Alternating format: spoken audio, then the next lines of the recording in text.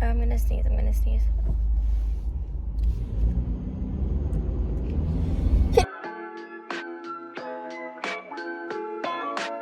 I don't know what it is. I just stay hitting the curb. Every time I just hit the curb.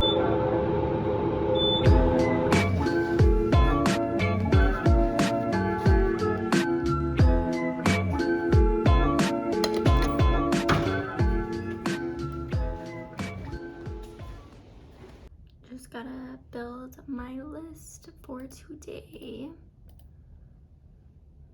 and assign myself to all of these patients to begin. It's a pretty easy day. I assume it's gonna be a pretty good one. Let's see. I have one trach patient, a patient with a double lung transplant. I have a lot of COPD and asthma exacerbation patients and CHF exacerbation. I have a few pneumonia patients and also a few CVA stroke neuro patients. So I only have about 12 people today, which is a miracle. And I'm also kind of confused why I'm in this room alone.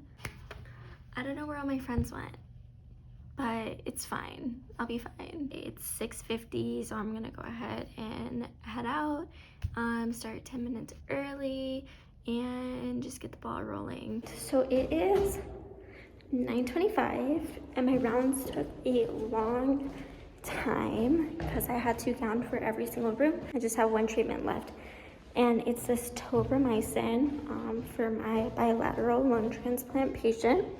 So it goes into a peri-neb, which is different than just a standard small volume neb.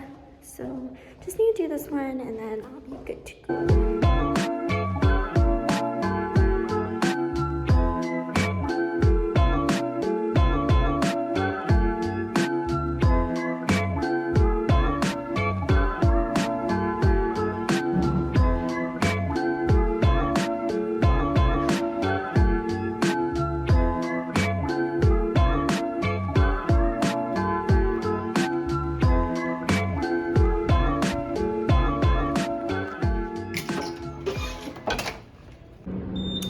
I'm just now heading back to my little department and I'm honestly so tired, exhausted. I don't even know how I'm gonna show up to work tomorrow. I'm off the hook for the rest of the day unless something comes up, but I just need to chart and then I get to go home. So I'm gonna drink this and hopefully it gives me energy. It's literally just water, but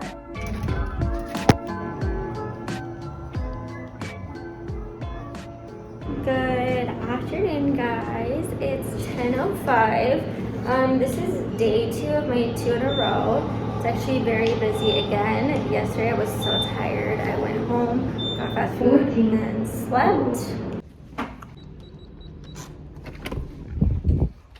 So I got called to do an ABG for a patient who is requiring more and more oxygen. Right now they're on a mid-flow nasal cannula at 15 liters with a history of lung cancer. Let's get this gas and see what she's at. 12 flow.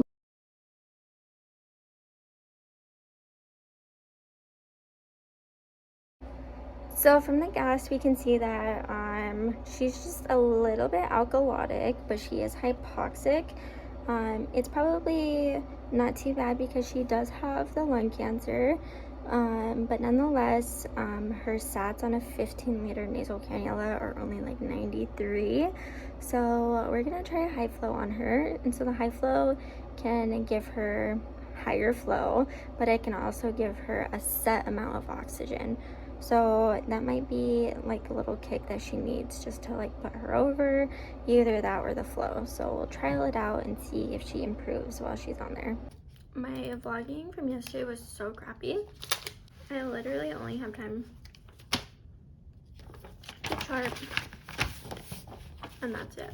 Let's see, can I finish my charting in 30 minutes?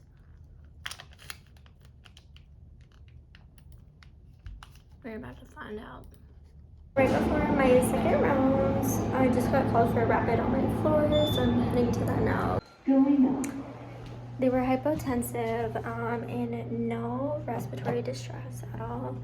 I also had a rapid earlier, first thing in the morning before rounds, and that patient was really lethargic, did an ABG, and they had a metabolic alkalosis.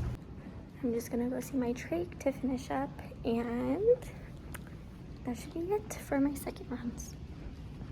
Whenever I did the ABG for my patient with lung cancer, I said we were gonna grab the high flow, so here's the high flow nasal cannula.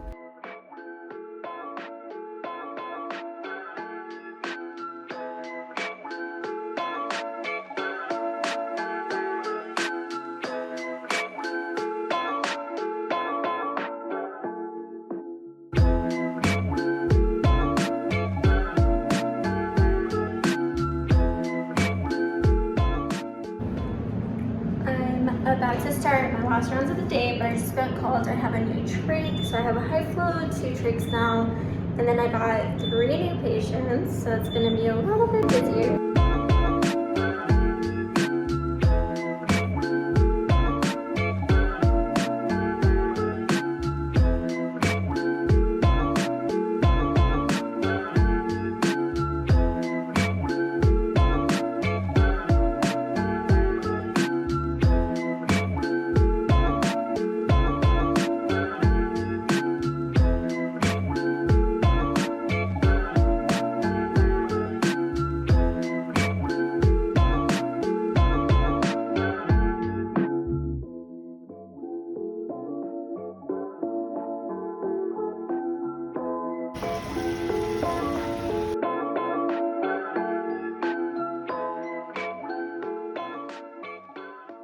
So I love simple meals you can do like this to kind of prep for the work week. I always keep these in my fridge, and then I like to get some of these guys from Costco as well.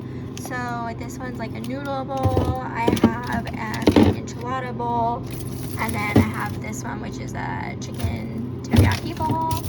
I love these for the morning. I also love to keep these on hand at all times because they have a decent amount of protein in them.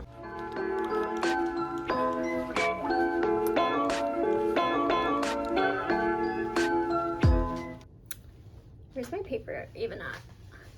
Today was also an extremely busy day. Once again, we had some people call off, so I was split between our 2 towers that we have. It is 4:45. I get off at 6:30, and I've worked 13,000 steps. So a couple highlights for today. My entire assignment was just breathing treatments for the floors.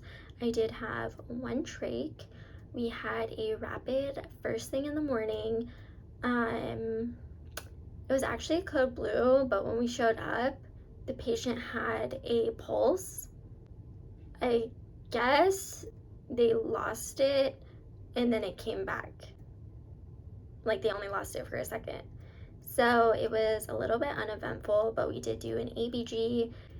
After that, there was another code blue called in the ICU, and it was in the CV ICU. So I went up there and we intubated and did CPR.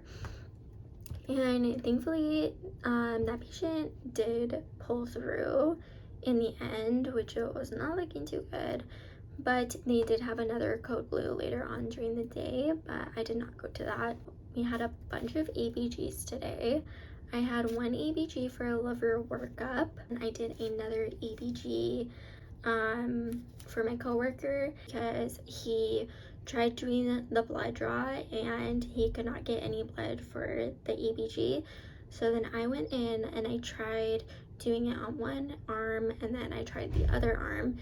And this patient was a really hard stick, and she was really cold and really nervous, which doesn't help with the heart rate.